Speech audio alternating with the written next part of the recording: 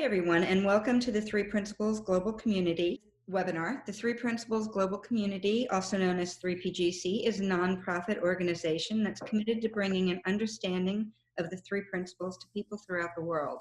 Today, we have Claudette Dietlin and Teri Whiteman with us, and they're going to talk about the nature of you. And because there are two of you, I'm going to go ahead and let you guys introduce yourself. Great. Thanks, Bonnie.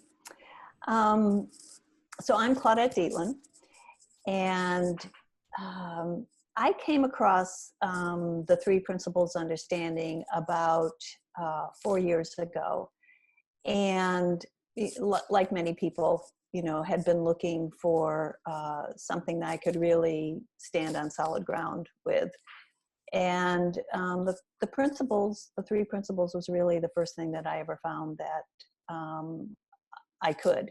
And the reason I can is because they are principles and they are universal. And so it was one of those things that really changed my life in really profound ways. And I found that, life became just really quite beautiful because of that. Not that it's always easy, but really nicer than what I had experienced before, because knowing how the system works, knowing how I work and how life works. And so that led me to really wanting to share this understanding with people. And I do that now through coaching and writing, as well as just, living life. So that's a little bit about me, and I'll turn it over to Teri. Hi, everybody. First of all, thank you for showing up. It's so wonderful to see all your faces. Some of you I know and some I don't. So I also came across this understanding probably about 5 years ago. And I was going through a kind of a soul searching, I would say. I had cancer and was recovering from cancer, and as it goes with when you're I guess faced with your own mortality, you ask a lot of deep questions. And so I was in that period of really just looking deeper at what is life about and what does it mean, and I ran across, like so many people, I think a lot of people often hear of this initially through Michael Neal and his radio show, because it was so public, and that's where I heard it. And I have to say that immediately I saw the, not just the truth of what he was pointing to, but I also, again, almost immediately, this flame I had in me and always had in me for mental health got rekindled. I used to be a traditional counselor.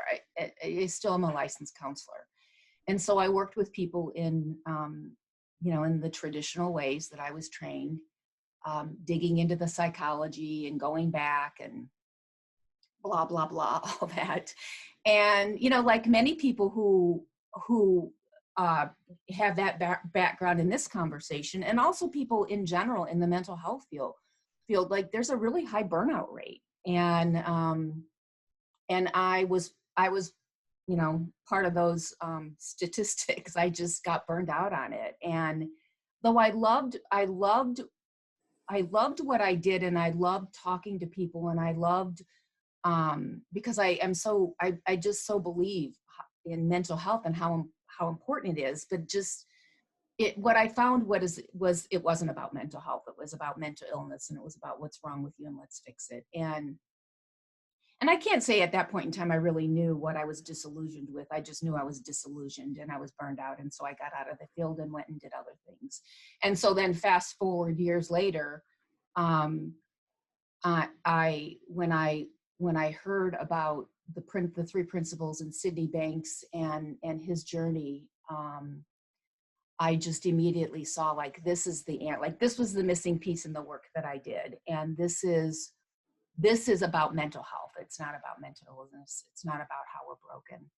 And so I started that journey, and I do also coach, and I love what I do in ways that I never did when I was doing it in a more traditional way, because it's just so much more hopeful.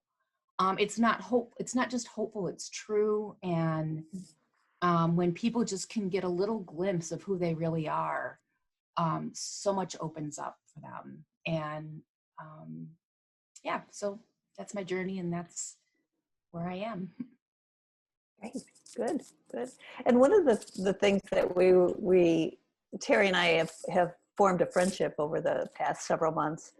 And one of the things that we really got excited about was this topic, the nature of you, and really looking to Mother Nature, recognizing that we aren't separate from that. So that's really what the conversation is going to be about today. And we really would love it to be a conversation. We certainly are not experts on this. We'd love to use this time as just an exploration, to see what we see, and collectively to see what we see. So we invite you to participate, as much or as little as you'd like. And participation, it can be just listening, not just listening, but listening. Don't feel pressure to speak, but we would love to have your your thoughts, share your thoughts as we go along. So it's, like I say, it's really a conversation and an exploration. So we'll kind of introduce the topic a little bit, and then we'll open it up for your thoughts, your reflections, your comments, your questions. So Teri, back over to you.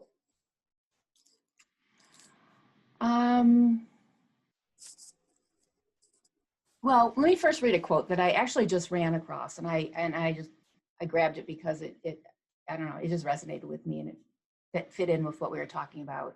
The major problems of the world are the difference between the way nature works and how man thinks. And that really, I just thought, oh yeah, exactly. And I would even add to that, the difference between the way nature works and that man thinks. Because in this conversation, and I see this more, unfolds with me more and more, that what's really a game changer is seeing that we think, not what we think, and not the content of our thinking, but that we think. And so let me just say that I've always loved nature. I mean, from the time I was little, I didn't want to come in at night. I would be outside playing, and I hated when it got dark and I had to come in. So I've always loved nature, and I love to camp and hike, and I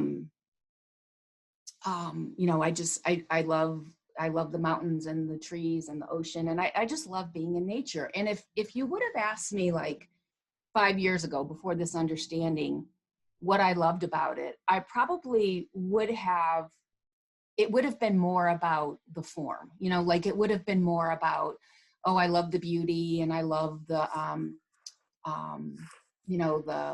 different the different flowers that you see, and the trees, and the diversity, and probably, I would have said something about loving the peace of nature, and certainly all that's true. I just think nature is I don't know, I think nature is like this divine design to, that's a gift to us to enjoy. But I see it so much differently now.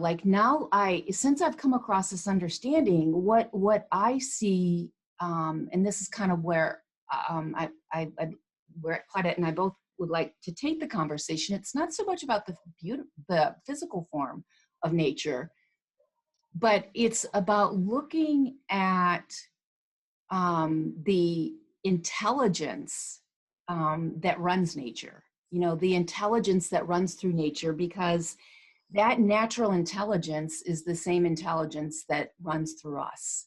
That's what our wisdom is. It's being connected to this natural intelligence, universal intelligence, whatever word you want to use for it.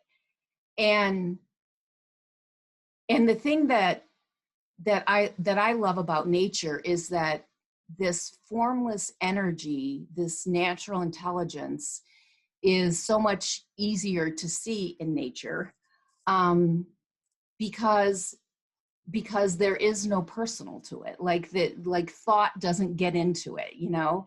And so it's, for me, it's easier to see these principles, and how that natural intelligence is always, is what we're plugged into. It's just so much easier to see in the natural world. And the thing about nature is the reason that is because it has no choice. You know, it has no choice but to align with the natural intelligence. Where us humans, because we have this going on up here, we have to be more conscious of it. I think we have to be more conscious of seeing and aligning ourselves with these natural, this natural intelligence.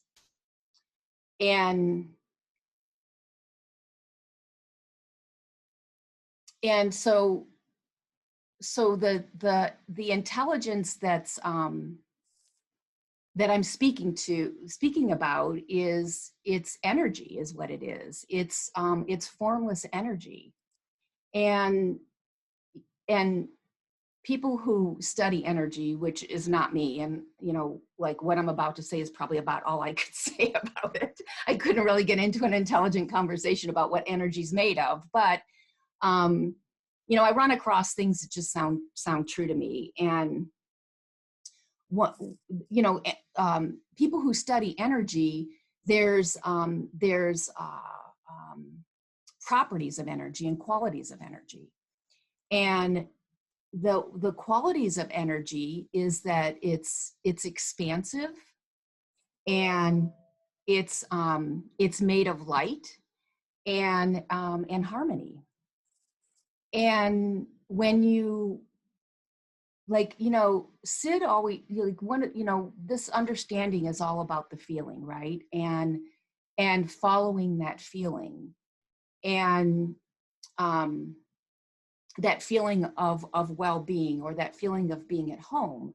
And, you know, there's a lot of words that you could use for that feeling. You could use the word love, and or gratitude, or hope, or peace. And any of those essences, or those words, are us feeling this expansive, light, harmonious energy that is part of nature's intelligence. And so, you know, when like when I'm in nature, especially now, like I said before, it would have been about the physical, but when I'm in nature, you know, I can feel this, this energy. You know, it's the energy of slowing down, and of an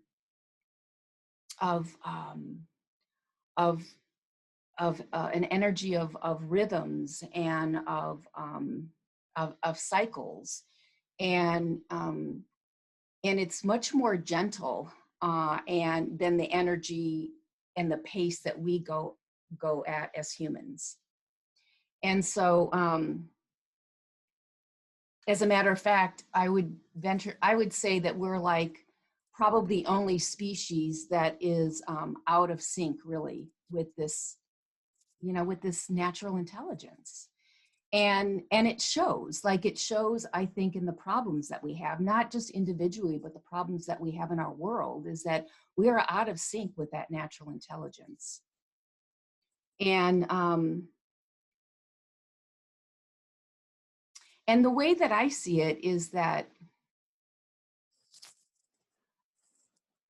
you know, the thing that comes between like our natural design is this universal intelligence. Like that design is what runs everything in the world. And I think the only thing that comes between that natural design of us and the expression of it is thought. You know, like if it weren't for thought, we would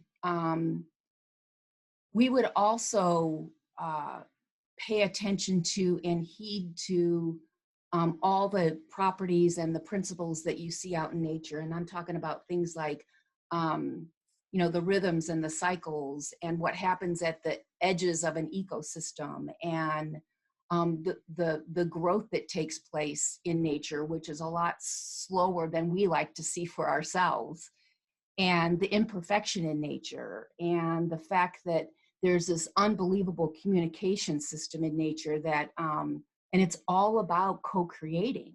Like there's nothing in nature that is out for itself. It's always about the ecosystem, the bigger picture. So I don't know. I feel like I'm talking a lot. Yeah. So Claudette, do you have something to add to that? Yeah. Well, I do. One of the things that really drew me into this conversation about nature is about our true nature. And for me, it's that place of home inside me where I do feel in sync with life, you know, life with a capital L, where I do feel at peace, where I do feel like I'm in harmony with the flow of life. And I think that is that yearning to be at home is built into us. You know, we know that that's home base for us, and wanting to come back to that.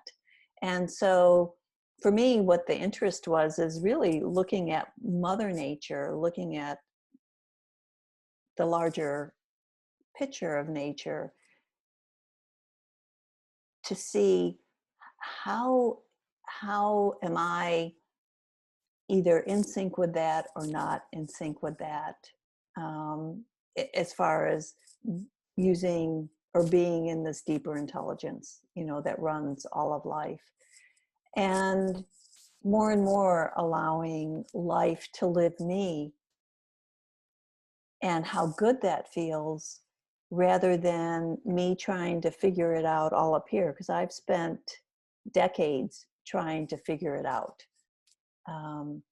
and feel like I've chased my tail for most of my life, without really coming to that place of the deeper peace in which I wanted to live from. So that was really, and Teri mentioned many of those things, you know, like living at the speed of life rather than at the speed of what I think life should be, or my life should be. And so really just looking to that, to the principles of nature for that. Yeah, you know, one of the things that I think is, and you guys, I mean, I'm just talking, but I would love for you to interject anything that you see around this conversation. I mean, that's what we'd like, is for this to be, you know, a conversation. So I'm wondering if maybe this would be a good place to just kind of see how what we're saying is landing with folks, or Yeah, seeing what you're hearing, or what maybe triggered an interest in you of what you'd like to explore.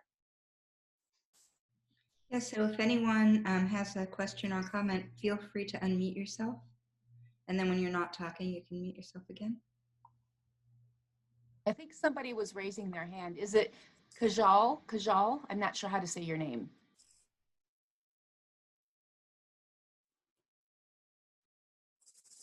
Hi, Teri, and hi, Claudette. It's very interesting what you were saying. Teri, you talked about nature, the outdoors. And Claudette, you talked about the true nature home. And it's very interesting because my background is in Feng Shui. Feng Shui, some people call it Feng Shui, but really, and most people relate Feng Shui to just interiors. But Feng Shui actually means wind and water. And it's all about aligning, understanding the winds, understanding the way water flows, and aligning your home with that universal energy so that you can be in balance with it and aligned to nature.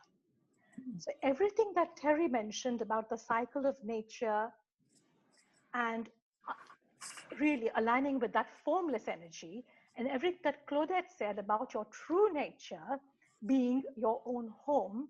So it is Feng Shui traditionally is all about aligning your larger home. So this is our home, and the outside is our other home.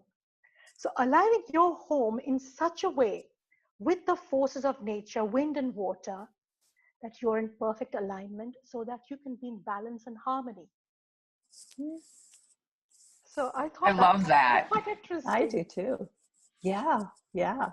And I really love, I hadn't seen that difference that Teri was really talking about. Well, she's talking about the formless as well, but more of the outer part, and my focus was on the kind of inner part. But yeah, you right on. Yeah. Well, and this is it, how do you pronounce your name? I don't want to be mispronouncing it. It's Kajal, but Kajal. Yeah. Okay.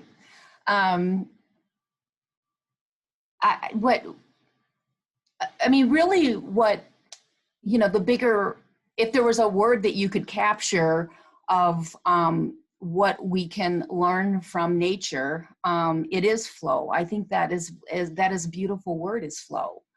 And when you look at all these principles that are observable in nature, some of them I've already mentioned, rhythms and the flow of nature and seasons and, the path of least resistance and like all these principles that are observable in nature,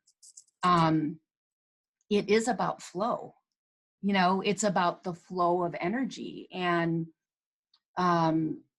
I don't know that much about Feng Shui, although it's something that I've always been interested in. And I think to some extent, I don't know, you tell me, because you probably know more about it, but it seems like it can be something that you can sort of sometimes naturally do if you're in tune with that.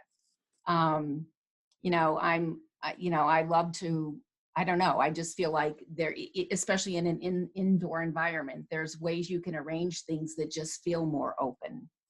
But yeah, I think, I think flow is a beautiful word that can that captures what we're talking about. So thank you. Thank you for sharing that. One of the things that you just mentioned, Teri, around the path of least resistance is what I'm seeing with the COVID-19 or the pandemic, is that it looks to me that the people who are having the easiest time with it experientially are those people who are not resisting what is. And that the people who seem to be having the most difficult time with it are those who are resisting what is, who are resisting the changes that have been put in place, that are not living necessarily in the present moment, but worrying about the future, the what ifs, the oh my gosh, what's going to happen when kind of thing.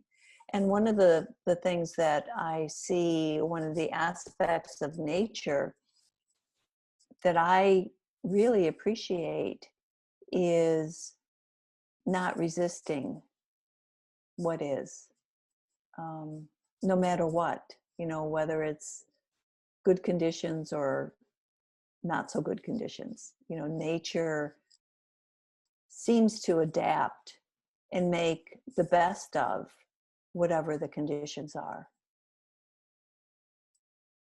Yeah, absolutely.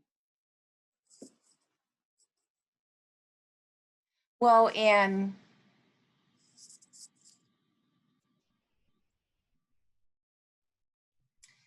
I think like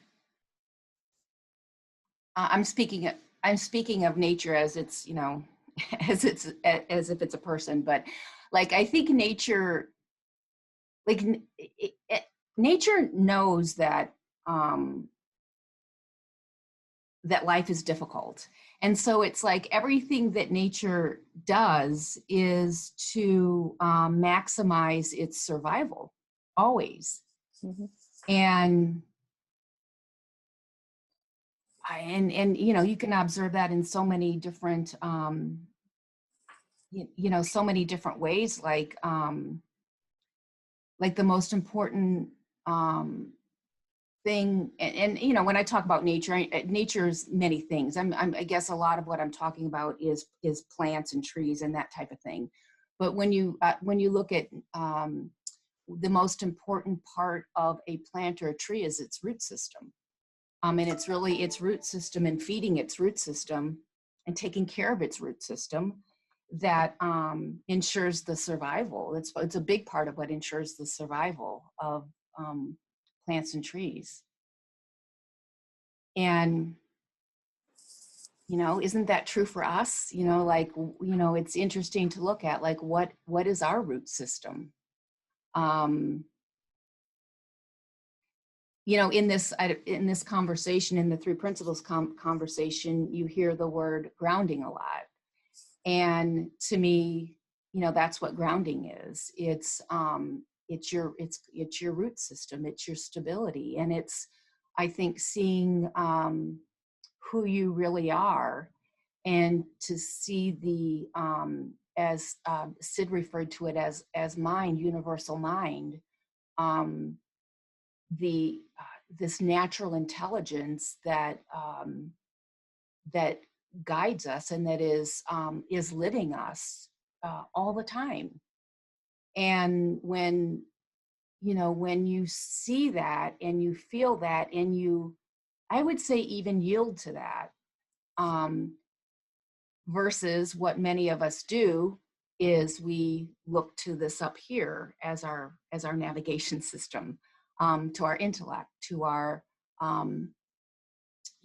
our psychology, or our conditioned thinking. And when we navigate with that system, that's when we get lost. That's when we get into feeling insecure and questioning ourselves and feeling all of that confusion. And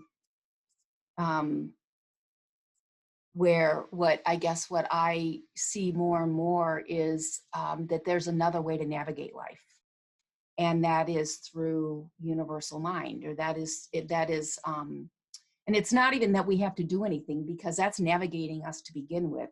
It's just that it's about where we're putting our focus, where we're putting our attention. And when we're putting our attention on our intellect and our thinking and figuring things out and everything that comes with that, it interrupts the flow. I mean, it interrupts the flow, and we feel all that, and it takes us away from, or seems to, that natural, that energy which is running us, which is expansiveness, light, and harmony.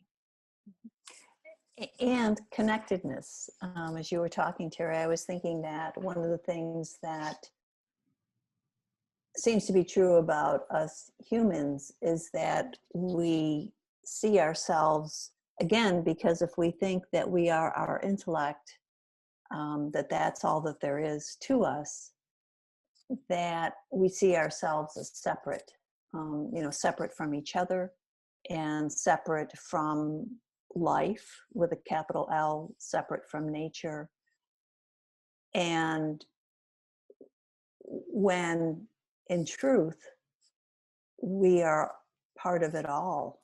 I mean, we are part of nature. Nature is not separate from us. We are part of that living system of what we call nature. And as well as what you were referring to, Teri, as mind, you know, that universal intelligence. It all comes from the same source. And whether it's the intelligence that turns, you know, an apple seed into an apple tree, we have that same intelligence in us, in our bodies. I mean, you can just look to the kind of the miraculousness of the human body. You know, if it was up to our intellect to know how to heal a cut, I bet we would be, you know, in big trouble to figure that one out. So thankfully, we don't have to. You know, we're part of this larger design, or this larger intelligence is living us, literally. Which makes, when I started to see that, life became really so much simpler and easier when I realized that I didn't have to figure it all out. I didn't have to know how to do it all, how to keep all the systems running, that there really was something larger supporting me and living me. And even, and I come back to Mother Nature, even when it looks like it doesn't make sense, like I'm thinking of the wildfires in Australia that we had last year, or even in this country. You know, it seems like how could that make sense? But I know in the larger picture, somehow it does. And I believe that's true with the pandemic that we're in, because it is part of nature. It's not separate from. And so I do believe that there is an intelligence behind it. I don't quite see all the ways in which that plays out right now. But I do believe that. And maybe that is why it helps me to not resist it, you know, not resist the changes that are happening and will happen as we ride this out. Yeah, to know that there's something bigger in charge. Mm-hmm. Yeah. So again, we'd love to. I think Deborah's raising her hand. Oh, good. I don't know how to. I don't think you can do it, Teri. Oh, okay. Yeah. I'm gonna first go with Anne because she's had her hand raised for a little while. Oh, good. Okay. Good. And then Deborah will be next. Okay, hi everybody. Hey, Anne. Anne. Hello. Hi.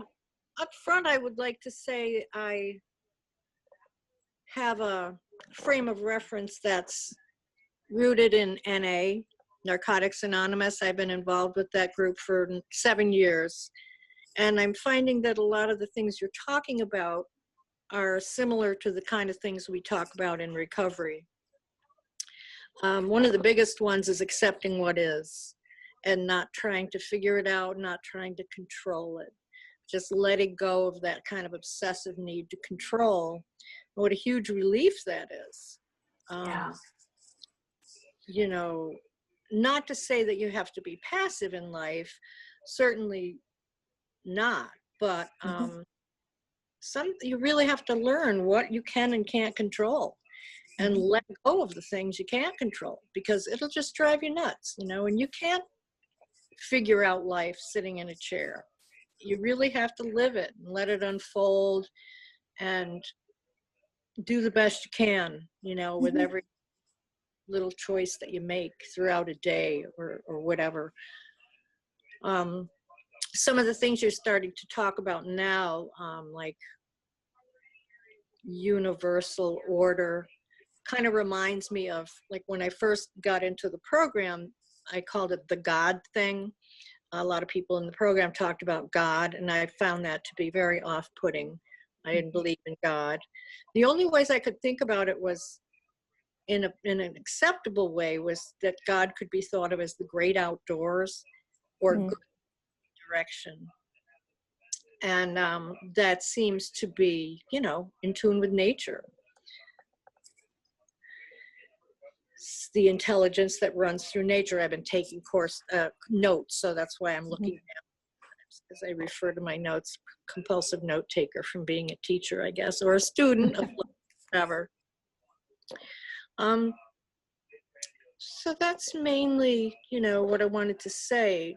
A lot of like the things about acceptance, not resisting what is, and the lesson that nature adapts. Yeah, I love what you're saying, Anne, because I agree, and I see that too. That you know, seeing that there is so little in life that I control. You know, even baking a batch of cookies, honestly, you know, I can follow the same recipe and I get a different batch of cookies every time. So I don't even have control over, you know, a batch of cookies, really. So much less, you know, the bigger things in life. Yeah. Thank you. Yeah. You know, Anne, I want to thank you for sharing what you shared. I love that. And you know, one of the things that you said that I think is like a really common, I don't know, stumbling block when you start having a conversation like this, which basically, in my mind, I hope it's coming through this way. It's a conversation about really how to navigate life in a more natural way. And that navigation system is built into us. So the good news is we don't have to do anything. We just have to like turn our gaze a little bit from this mess up here to this natural intelligence that is running us. But oftentimes people feel like there's a passivity about that. Like that means that you're gonna just like, I don't know, sit on the couch and do nothing. And I get that. Like, I mean, I you know, I kind of stumbled with that too at the beginning. And it's so opposite, you know, it's actually our own tangled thinking and overthinking and trying to figure out that probably impedes moving forward more than being lived by this greater intelligence, if that makes sense. And certainly, again, going back out to the world of nature, there's nothing passive about nature. I mean, I'm in the Midwest, and so we've got full-blown spring going on, and the flowers are popping out of the ground, and the fruit trees are sort of at the end of their blooming, but they were a couple weeks ago were brilliantly colored, and all of the trees have these, you know, fresh baby green, bright green leaves on it. Like, there's nothing passive about that. Spring is happening. And so but I just wanted to point that out, Anne, because that's just a common thing that we get tripped up with when we start even considering moving from our intellect thinking navigation system to a greater, bigger navigating system that we're just going to like do nothing, if that makes sense. I mean, does that make sense to you? Yeah. Thank you, James.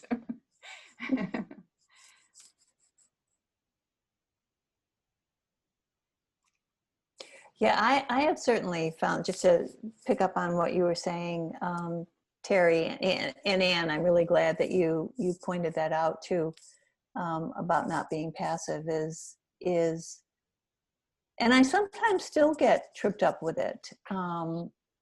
One of the things that I noticed when things started to shut down a couple of months ago is just how relieved I felt. And I mean, I set my own schedule. So it wasn't like I have an employer, telling me what to do or how many hours a week to work or any of that. And yet I realized that I had mistaken being active for being engaged. And that it was only when things started to shut down and I wasn't going out as much or doing the things that I had usually done, that I realized just what a sense of relief that was, and that I was doing things unknowingly to myself. It was invisible really to me that I hadn't made that distinction between being active and being engaged, that I can be very engaged in life and not necessarily be out running around doing stuff. So again, coming back to that, being passive or not, I can be at home and be very engaged and not passive.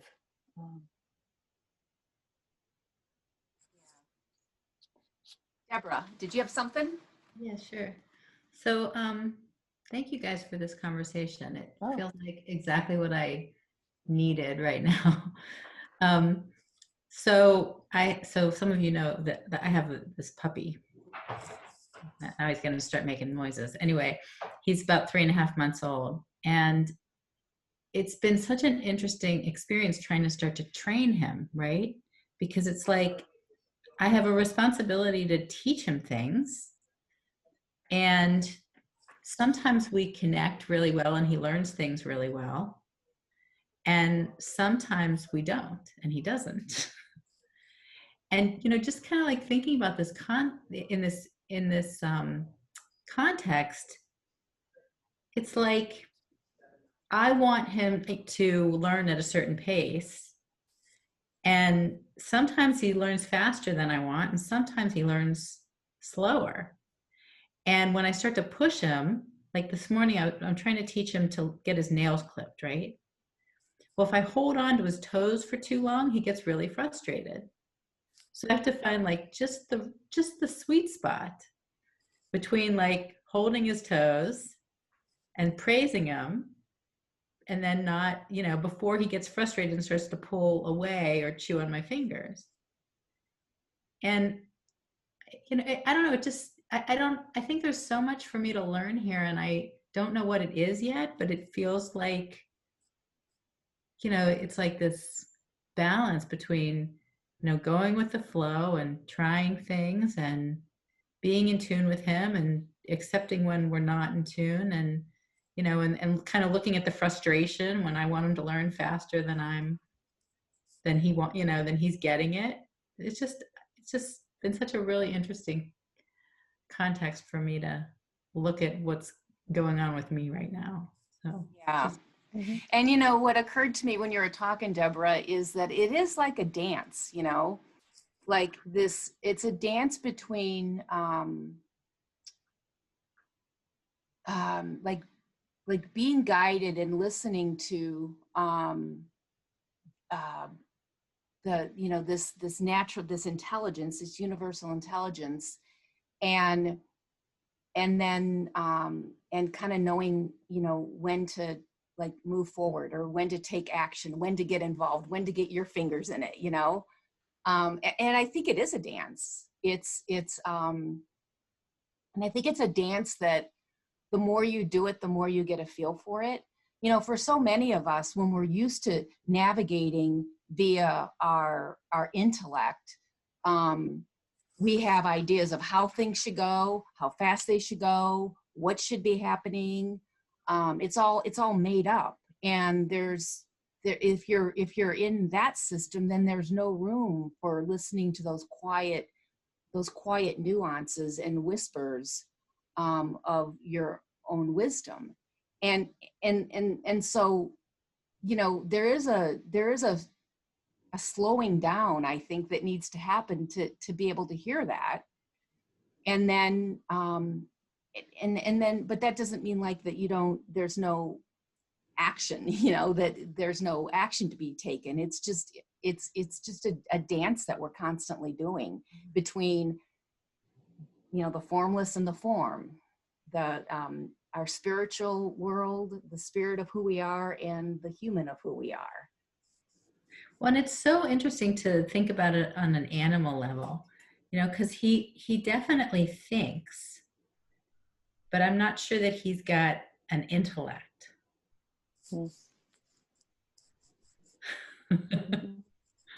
Yeah. Yeah. So thanks. Thank you. Yeah.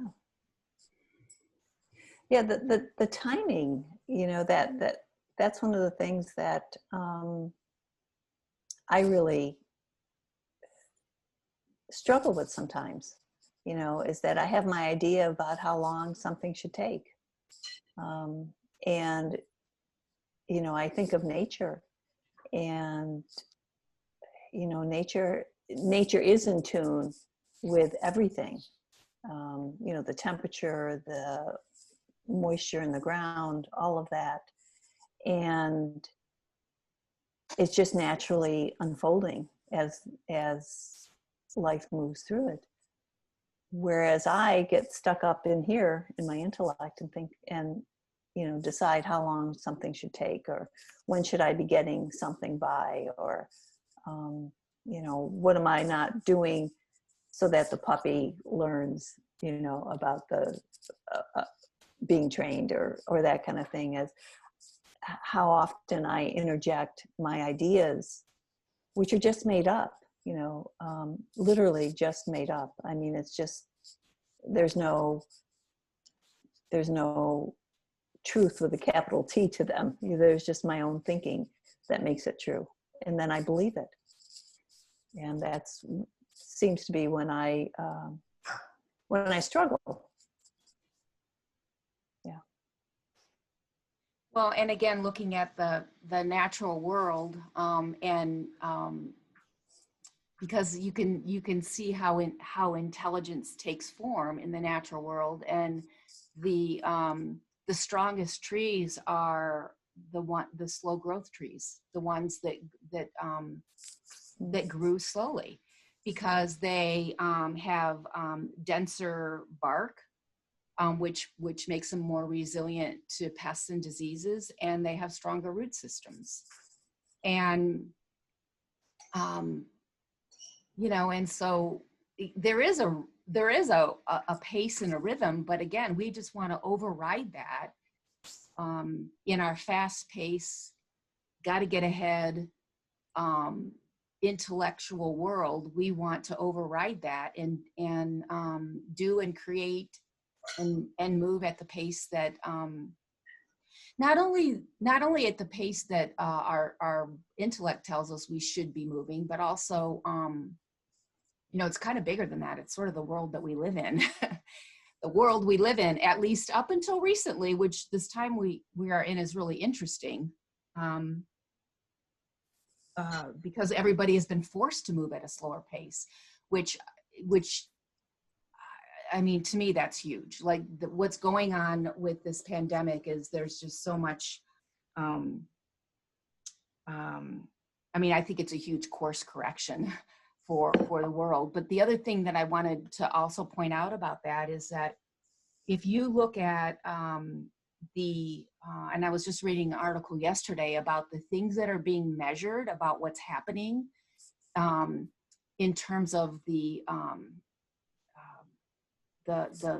movement of our earth, and what seismologists are able to measure, and our pollution levels, and the quality of our water. Like what is so amazing about that is that it happened really quickly, you guys. Like these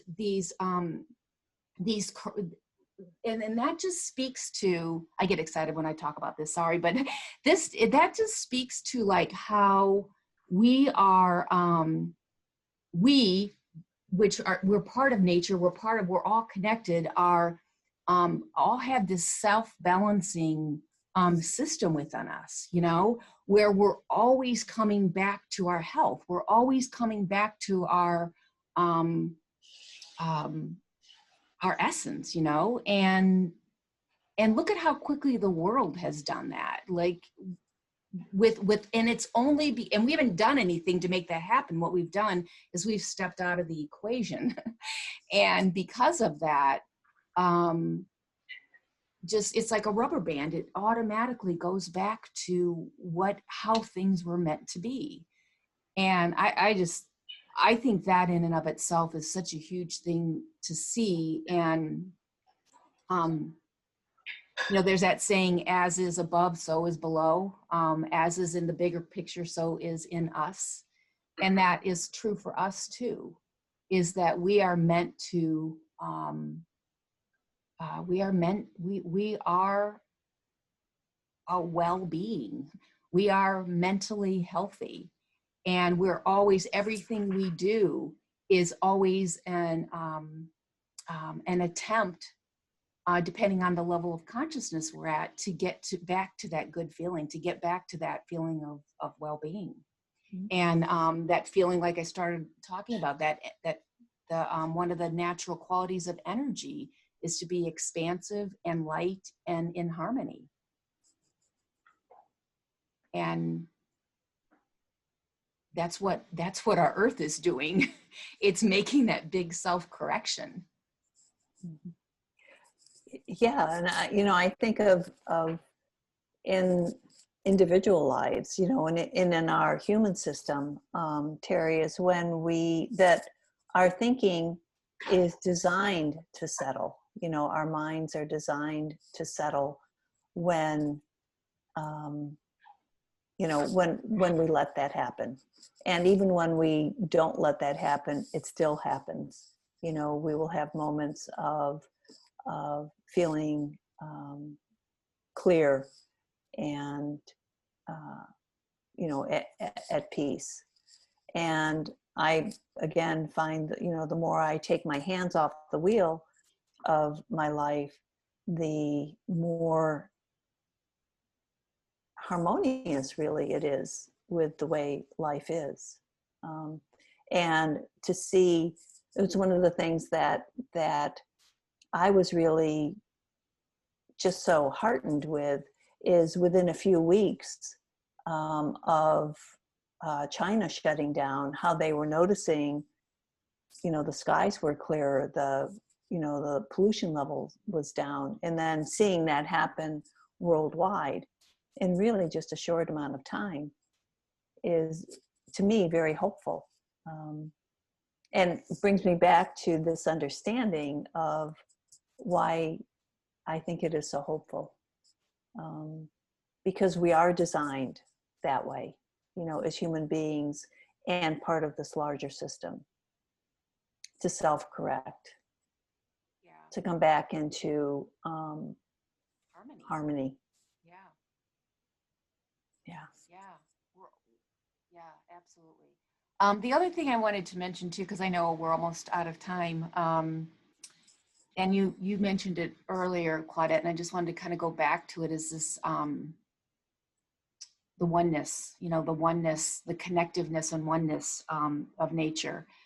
And of all, not just of nature, but we are nature. We're just the human version of nature. So when I say nature, I refer to us too. And the nature has this incredible, like a forest has an incredible communication system. And they, trees and plants release terpenes into the environment, which are like essential oils. And that is their warning system. So that's how they warn other trees and plants of a pest. Like, so if a pest is attacking a tree, it immediately releases these chemical compounds that not only warn other trees of this pest that's in the area, but also actually send out a signal to that pest's natural predators. So the natural predators of that pest will come in. And the beautiful thing about it is that this communication system is non-discriminating. In other words, a tree doesn't, or a plant or whatever, doesn't decide to release these terpenes to, you know, all these trees over here because it likes them, but not these trees over here because, you know, it had a fight with them a couple weeks ago, or because what they did to me 10 years ago. I mean, that's like the personal intelligence of nature. There's nothing personal about it. And so I just think that's really cool to see. And that the only thing that stops us as humans from also navigating life in that way is our thinking, is all of our ideas and concepts and fixed ways of thinking about other groups of people. And the other thing too is that it can be measured. So we also have these receptors in us to these terpenes. And so I don't know if you guys are familiar with forest bathing, but it's you know, it's a science. And there's been a lot of studies that show that when people, humans, spend time in a forest, that they actually, these terpenes have activated activated our immune system, and it can be measured. And so what's just really cool about seeing that is that it just shows how connected we all are, you know, that we're all breathing together. And I think that is seeing that and living at that level of consciousness is what it's going to take to change our world individually and collectively. Yeah, definitely agreed, Teri. Yeah. So, well, it looks like we're out of time, huh, Bonnie? Yeah, thank you guys. This was really a great conversation. I loved it. Thank you so much. Me too. Me too. And thanks to everyone who participated and was here. Yeah, on this call. Thank you so much. I do appreciate every single person that is here. Yeah. Thank you so much. Good. Yes. I just want to let you know that the next webinar is on Monday, May 25th, and it's with Win Morgan. So hopefully you can join us live as well. Yeah. Good. Okay, thanks, guys. Thank you. Thank you.